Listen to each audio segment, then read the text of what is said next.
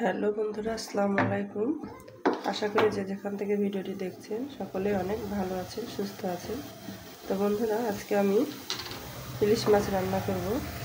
তো এই যে দেখুন, মাছগুলো আমি খুব ভালোভাবে কেটে পরিষ্কার করে ধুয়ে নিয়েছি এবং এতে লবণ, হলুদ ও সরিষার তেল দিয়ে একটু মাখিয়ে নিয়েছি। তো মাছটা আমি রান্না করব সরিষার তেল দিয়ে। তো সেই জন্য আগে দেখুন পেঁয়াজ দিয়ে দিয়েছি, এখন দিয়ে দিলাম সরিষার তেল।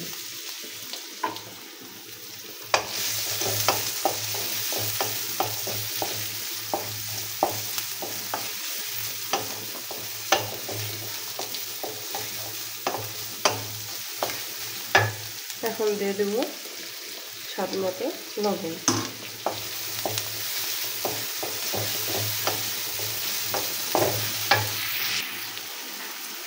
তো বন্ধুরা দেখুন, এখন আমি দিয়ে দেবো একটু গোটা জিরা এবং কালো জিরা।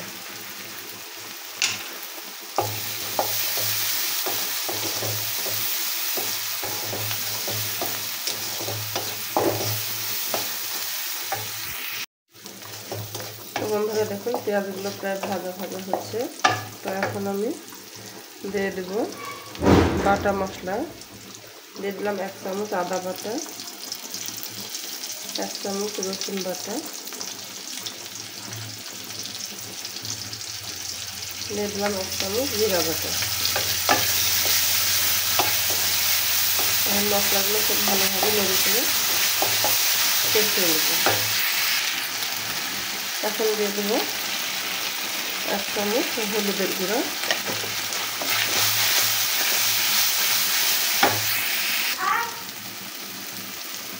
দিয়ে দেবো 1 চামচ মরিচের গুঁড়া।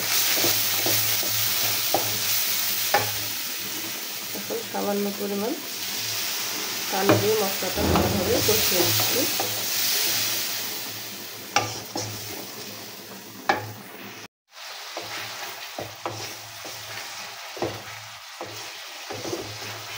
তো বন্ধুরা দেখুন, মশলাগুলো কষানো হয়ে গেছে। এখন আমি মাছগুলো দিয়ে খুব ভালোভাবে কষিয়ে নেব।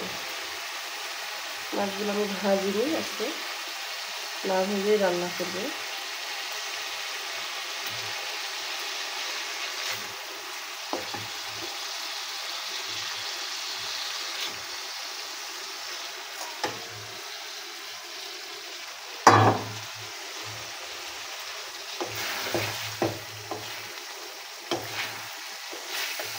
তো মাছগুলো খুব আলতোভাবে আমি নাড়াচাড়া করে মশলার সাথে মিশিয়ে নেব।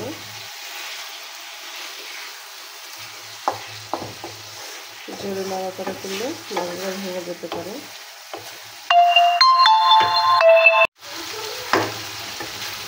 তো মাছগুলো ছোট হলেও প্রতিটার পেটেই ডিম ছিল।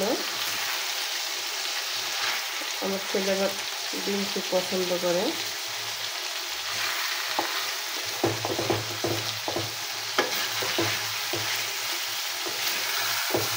একটু হালকা করে কষিয়ে আমি ঝোল দিয়ে দেবো।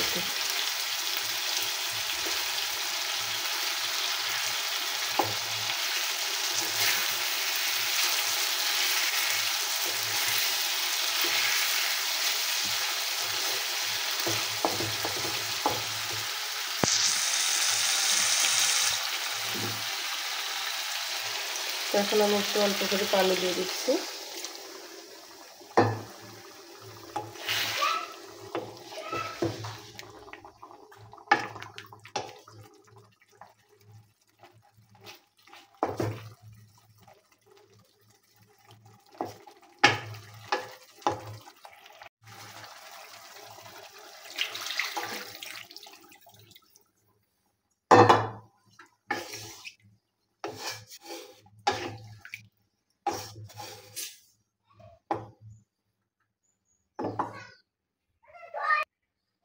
তো বন্ধুরা, তরকারিতে ঝোল দেওয়া হয়ে গেল। এখন আমি উপর দিয়ে ধনে পাতা কুচি করে রেখেছিলাম, এগুলো এখন ছিটিয়ে দেব।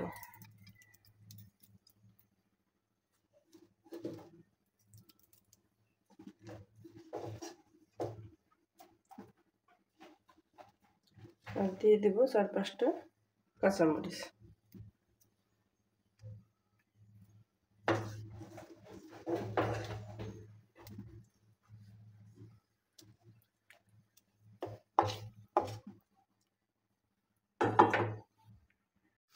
তো বন্ধুরা এখন আমি ঢাকনা দিয়ে ঢেকে দিচ্ছি। এখন ঢাকনা দেওয়ার পর কিছুক্ষণ জাল দিয়ে নেব। ফিরে এলাম কিছুক্ষণ পর।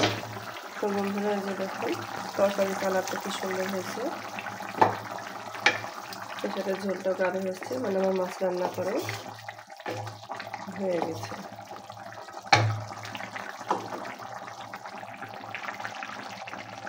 তো বন্ধুরা হয়ে গেল আমার ধনেপাতা দিয়ে ইলিশ মাছের পাতলা ঝোল রান্না করা। তো বন্ধুরা আমার এই রেসিপিটি যদি আপনাদের ভালো লেগে থাকে তাহলে অবশ্যই আমার চ্যানেলটা সাবস্ক্রাইব করবেন, এবং যারা ভিডিও দেখেন কিন্তু লাইক কমেন্ট করেন না তারা অবশ্যই লাইক ও কমেন্ট করবেন, কারণ আপনাদের একটা কমেন্ট একটা লাইক আমাকে পরবর্তী ভিডিও বানাতে আগ্রহ যোগায়। তো খোদা হাফেজ।